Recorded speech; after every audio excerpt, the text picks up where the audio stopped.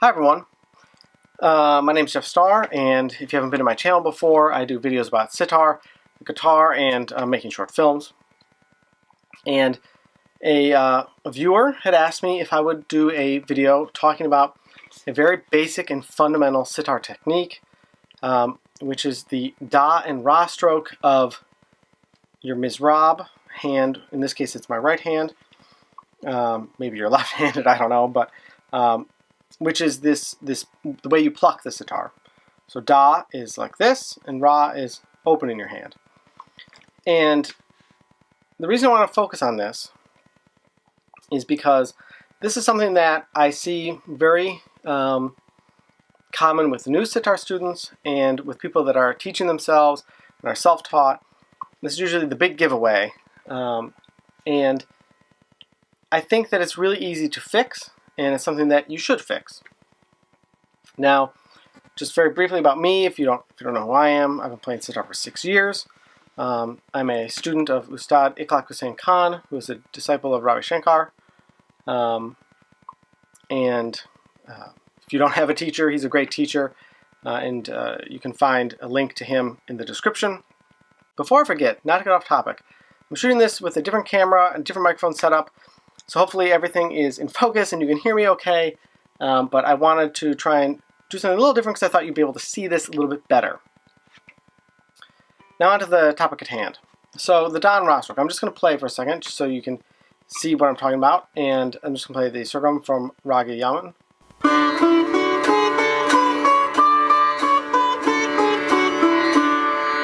So this is my hand doing this to pluck the string, right? And a couple things to talk about here. What I see very commonly with beginners and with people who are self-taught is first, this thumb, it should stay here, right? Certainly as you become more experienced, and if you watch master sitarists, they will reposition. This hand might be looser, might come up, it might even bounce a little bit. Well, they've earned the right to sort of do that, right? Because they play 1,000 times better than anything I would ever be able to do. And just, let's remember where we are, right?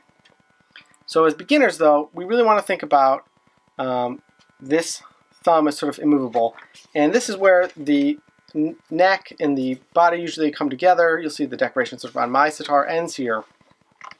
And that makes a great sort of marker, right?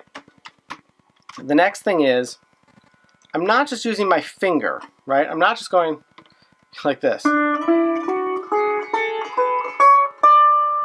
Okay? If I start doing that, I'm not going to be able to, there's only so much power that my finger can generate, right? I need to use my hand. Not only that, I need to use my wrist, I need to use my arm, and even a little bit of my shoulder, right?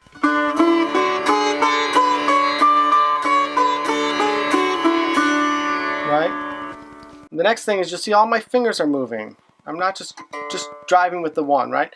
You can play loud. It's okay. Don't be afraid to break a string. If you do break a string, you know what?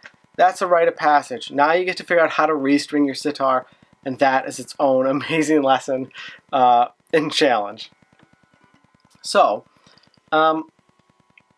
the reason you really need to do this is it's the only way you're going to be able to build up power, speed, and volume so that people can hear you play. Next, when we're thinking about the da and the ra stroke, it's very easy for most people to generate this closing hand, right? But one of the things that I notice that people are usually weak is on the ra. So you're going to have to build up strength there. But your ra is also going to be a way for you to add an accent or to add a additional oomph to your playing. So this is where your ra stroke can come through, and it'll actually contact with the, let's use a guitar term, but like say this pick guard of your sitar here, and it'll make this clicking sound, and you'll probably even hit some of the sympathetic strings underneath, right?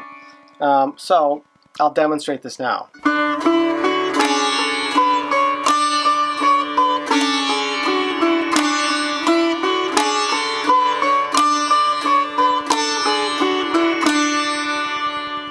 Now, if you watch, and I think it's Ravi Shankar at Monterey,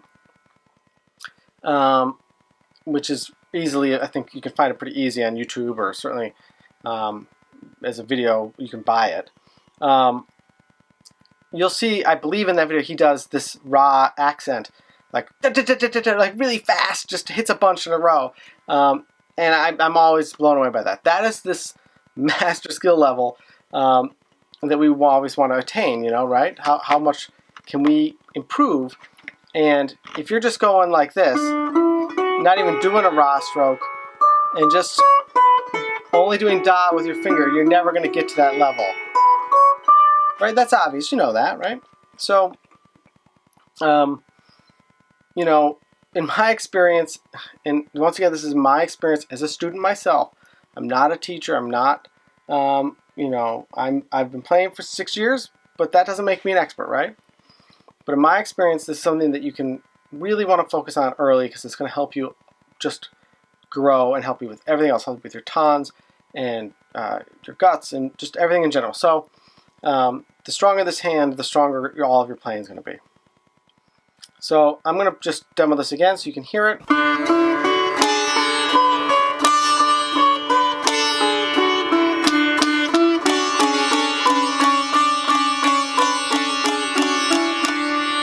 Now, at the end there, I just did a bunch of those raw strokes just so you could hear them. But, you know, the notes that I'm choosing here, that's just for demonstration purposes. Those aren't like the notes that you have to accent. That's going to be dictated by, you know, where your rhythm cycle is, you know, what's the emotion that you're bringing to it, and all those other factors that make music music. But that's the technique, okay? The next thing is that a lot of beginners and self-taught sitarists will not pluck through this string so as to also hit your next string. So in this case, I'm a little out of tune here, but this sa string here, right?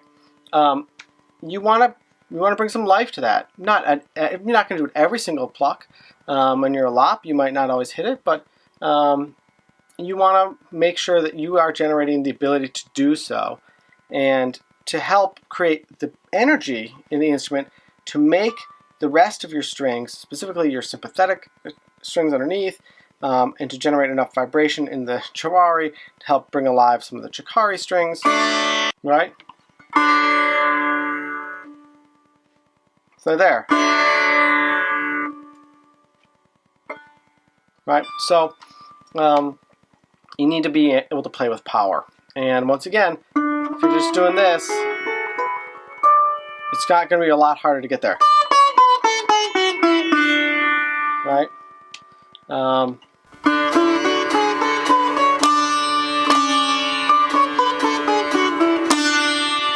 Okay. Let's see, what else? I'm trying to think if there's anything else really about this. The main thing is just practice, right? Take it easy, you know, one day at a time. And as always, you know, try to find a teacher in your area. I know I say that in a lot of my videos. But please try to find a teacher. It'll make a huge difference.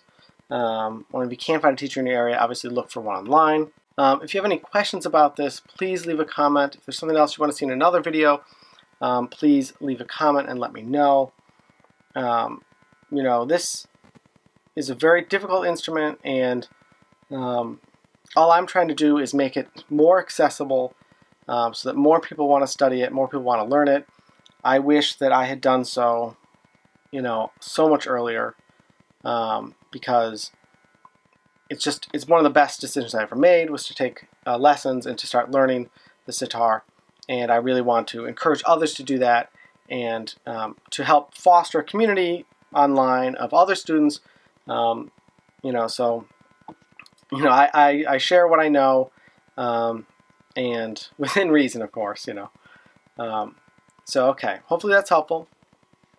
As always, please like, comment, subscribe. You can also support me on Patreon, and I have sitar iPhone cases, and I've got sitar mugs, And I have sitar t-shirts and hoodies and all sorts of stuff on my Etsy page. So if you want to go above and beyond, that stuff is there too. Shameless plug, but hey, you know, I got bills to pay and lessons to pay for. So, all right, thank you so much for watching. Have a great practice. All right, bye-bye.